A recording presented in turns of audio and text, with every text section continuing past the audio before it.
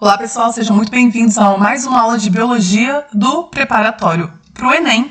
Aqui é a professora Lorena e a gente vai dar continuidade aos nossos estudos de microbiologia com foco em vírus. Então a primeira questão que eu trouxe é uma questão do Enem 2015 que diz assim, olha: de acordo com estatísticas do Ministério da Saúde, cerca de 5% das pessoas com dengue hemorrágica morrem. A dengue hemorrágica, pessoal, é o quadro mais grave da dengue. A gente tem a dengue clássica e a dengue hemorrágica. A dengue clássica é aquela caracterizada por dores no corpo, né? Dores nas articulações, dor de cabeça, febre, e pode evoluir para um quadro de hemorragia, caracterizando uma dengue hemorrágica. Ele continua assim: a dengue hemorrágica tem como base fisiopatológica uma resposta imune anômala, ou seja, uma resposta imune que não está correta por algum motivo, ou porque ela está exacerbada, ou porque o sistema imunológico ele começa a reconhecer aquilo que é próprio como impróprio e combater as nossas próprias células, as nossas próprias moléculas. Então eu digo que eu tenho uma resposta imune anômala, causando aumento da permeabilidade dos vasos sanguíneos. Com o aumento da permeabilidade dos vasos sanguíneos, o que vai acontecer?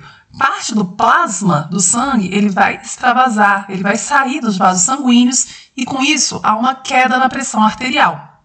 Tá? E também manifestações hemorrágicas, podendo ocorrer manchas vermelhas na pele e sangramento pelo nariz, boca e gengivas.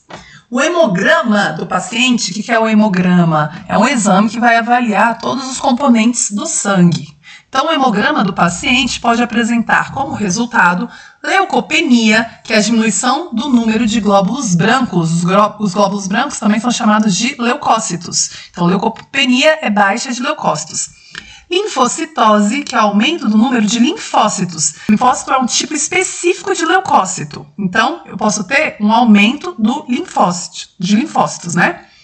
Aumento do hematócrito, ou seja, eu vou ter um aumento na contagem de hemácias.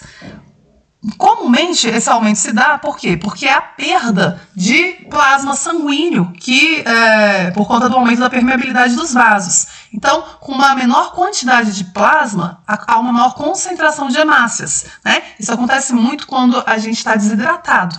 Então, eu tenho um aumento na contagem de hemácias, porque eu tenho uma diminuição de plasma por volume.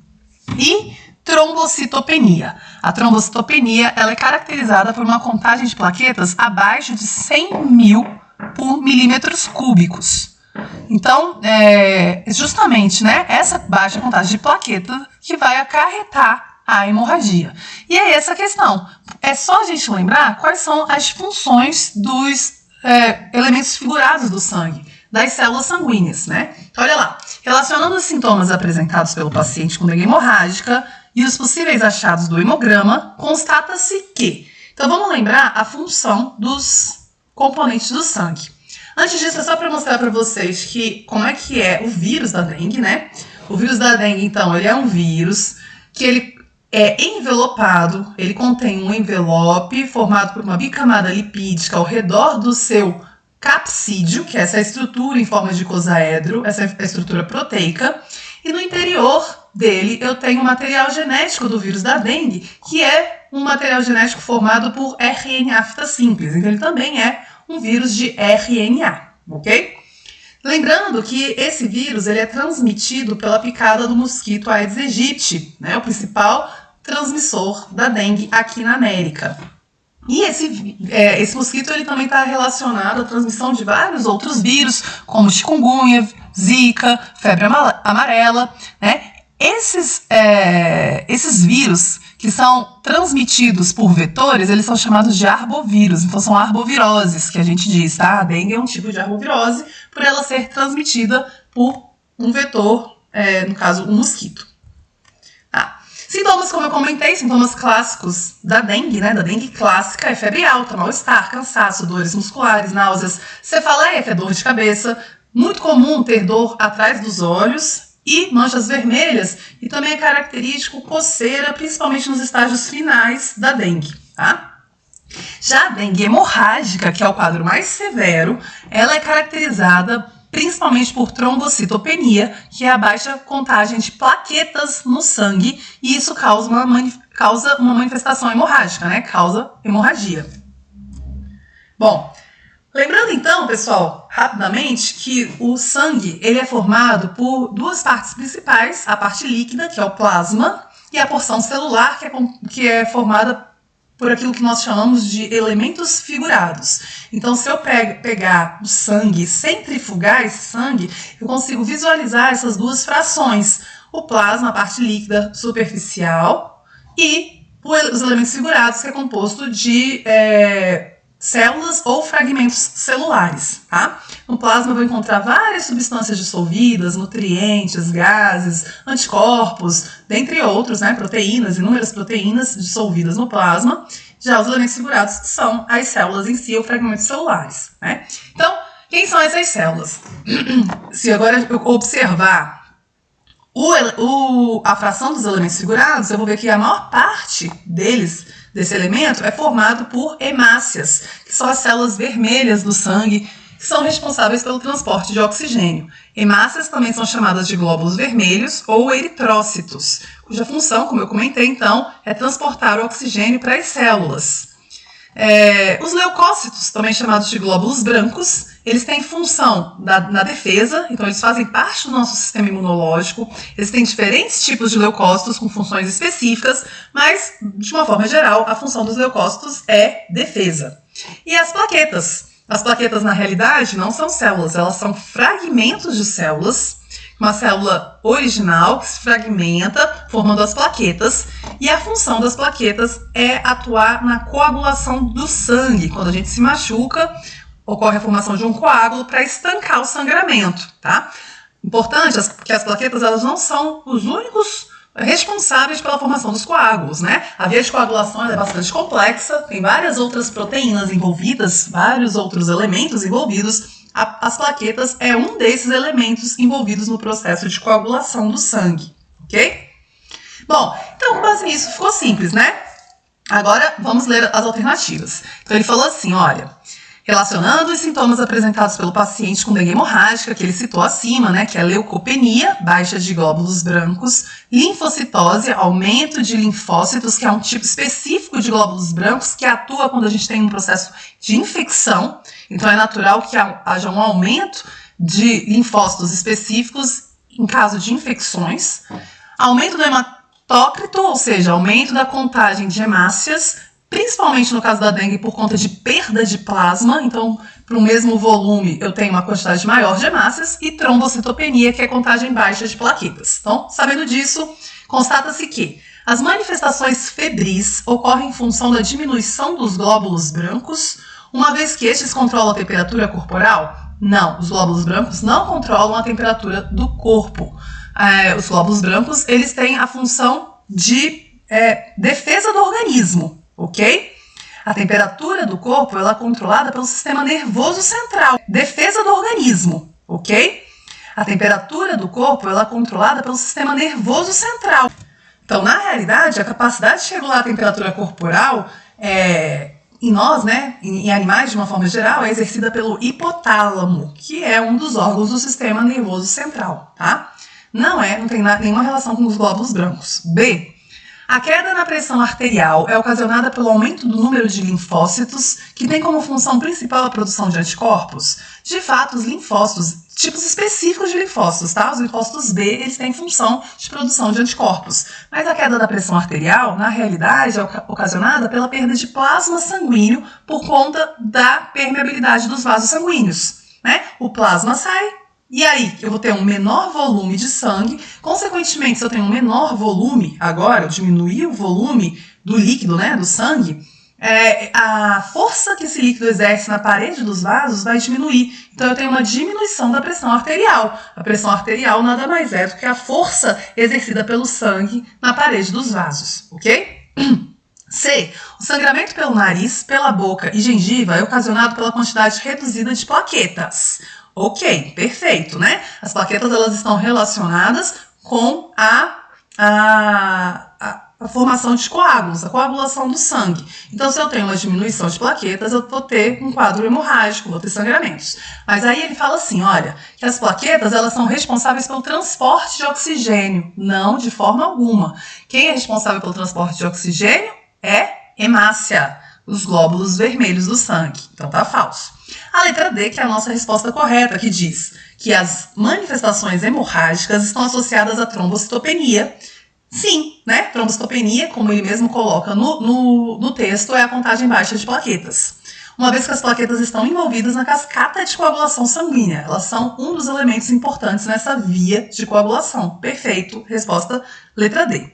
A letra E, só para a gente finalizar, diz que os sangramentos observados ocorrem em função da linfocitose, ou seja, do aumento do número de linfócitos. Não, né? O sangramento está relacionado à baixa de plaquetas.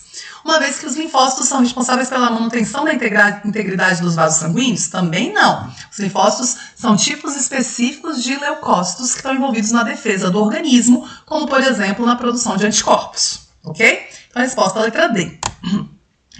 Uma outra questão que eu trouxe, ela é do Enem 2015 também, e ela diz assim, ó. Tanto a febre amarela quanto a dengue são doenças causadas por vírus do grupo dos arbovírus, que eu comentei, né? Os arbovírus são aqueles vírus que possuem vetores para sua disseminação. Então, arbovírus pertencentes ao gênero Flavivírus, existindo 4 sorotipos para o vírus causador da dengue. Então, pessoal, a gente tem 4 sorotipos de vírus da dengue. A gente tem o sorotipo 1, então tem dengue 1, dengue 2, dengue 3, dengue 4. 4 sorotipos diferentes. O que há de diferente nesses sorotipos? Dentre outras coisas, o que há diferente neles são algumas proteínas presentes na superfície desses vírus, que são chamadas de antígenos. Então, eles possuem proteínas de superfície diferentes, ou seja, eles possuem antígenos diferentes, ok? A transmissão de ambas, tanto da febre amarela quanto da dengue, acontece por meio da picada de mosquitos, como a Aedes aegypti.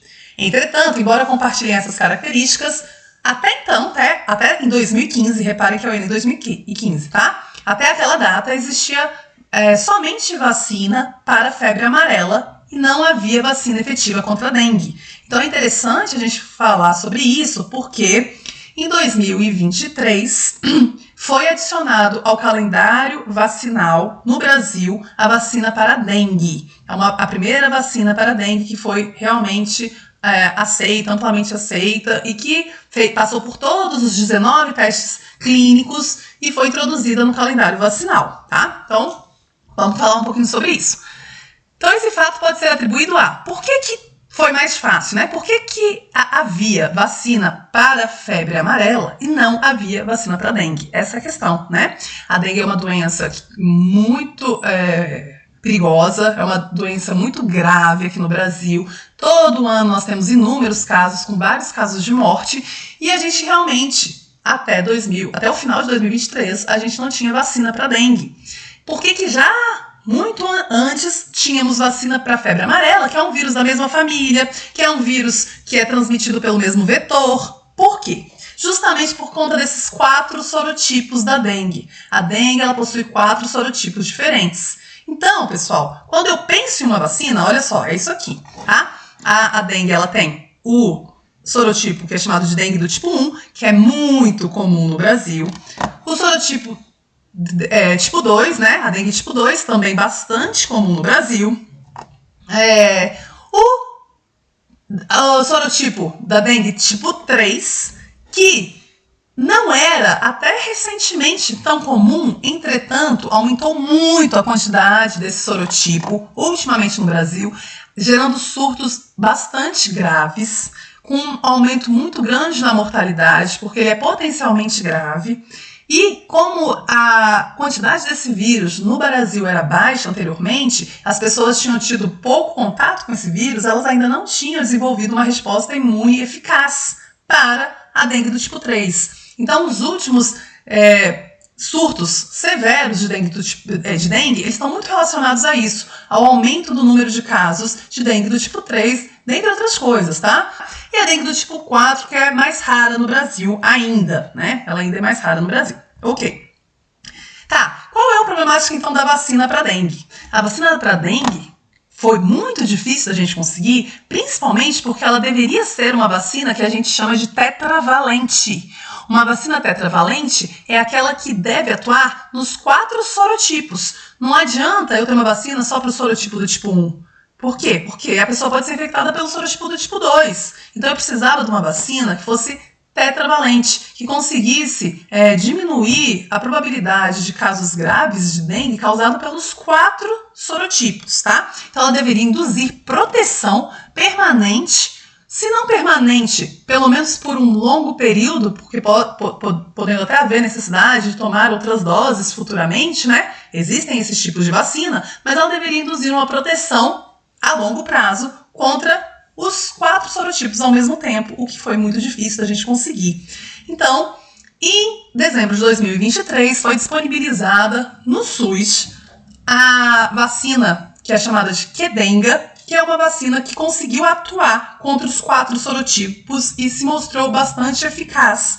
E aí ela começou a ser aplicada, então o Brasil foi o primeiro a disponibilizar gratuitamente a vacina da dengue pelo SUS, ok? Essa vacina, pessoal, ela é uma vacina que ela foi feita a partir de uma das tecnologias. A gente tem inúmeras tecnologias de produção de vacina atualmente. Uma delas, que é a mais antiga, é a gente usar o patógeno, o micro-organismo atenuado, de uma forma que a gente atenue, enfraqueça esse micro-organismo e ele seja incapaz de causar uma doença severa, mas ele seja, ao mesmo tempo, capaz de estimular o sistema imunológico a produzir anticorpos contra ele. Ok? Então, ele é uma tecnologia que a gente chama de utilização do patógeno enfraquecido, no caso, o vírus enfraquecido. Então, eles pegaram o vírus da dengue do tipo 2, enfraqueceram ele em laboratório, de forma a ele não ser capaz mais de causar a dengue, mas continuar estimulando o sistema imunológico a produzir anticorpos contra o vírus. E esse vírus enfraquecido ele foi modificado geneticamente no intuito de expressar as proteínas de superfícies presentes também nos outros sorotipos, tanto no sorotipo 3, 1, 3 e 4, ok? Então ele é um vírus modificado geneticamente porque ele recebeu genes dos outros sorotipos, de modo a permitir que ele expresse na superfície não apenas as proteínas referentes do vírus da dengue do tipo 2, mas sim todos os antígenos, né? Os antígenos também referentes aos outros sorotipos.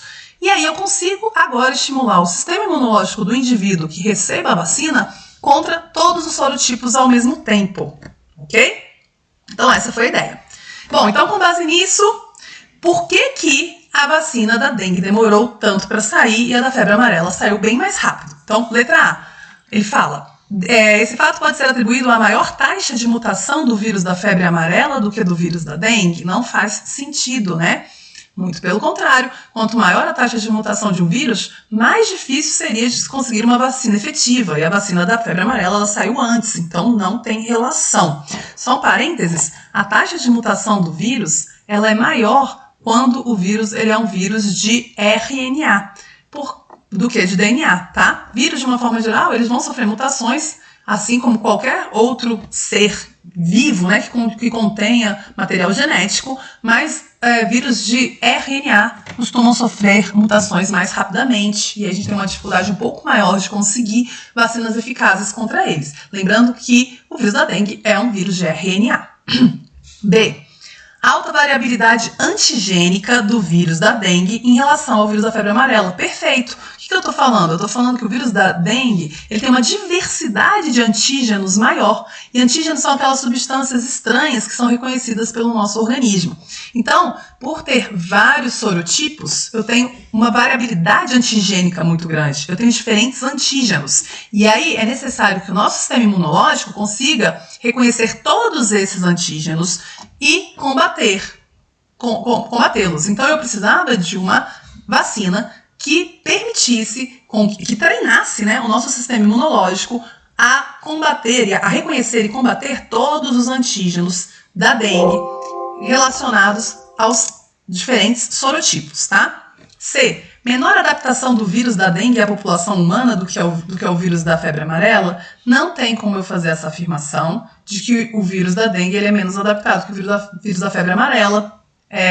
A adaptação à população humana está relacionada à taxa de letalidade. E ambos são bastante letais, né? Similarmente letais. A diferença é que para a febre amarela a gente já tem uma vacina.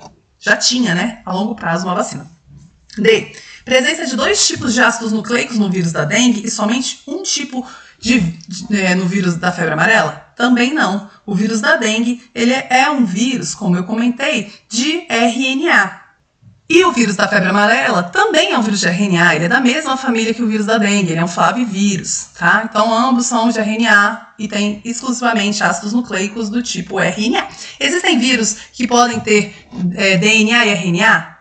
Recentemente nós descobrimos alguns vírus que são chamados de vírus gigantes que infectam amebas especificamente, que podem ter tanto DNA quanto RNA. Então a gente sempre falou, né, que o vírus ou ele possui DNA ou RNA.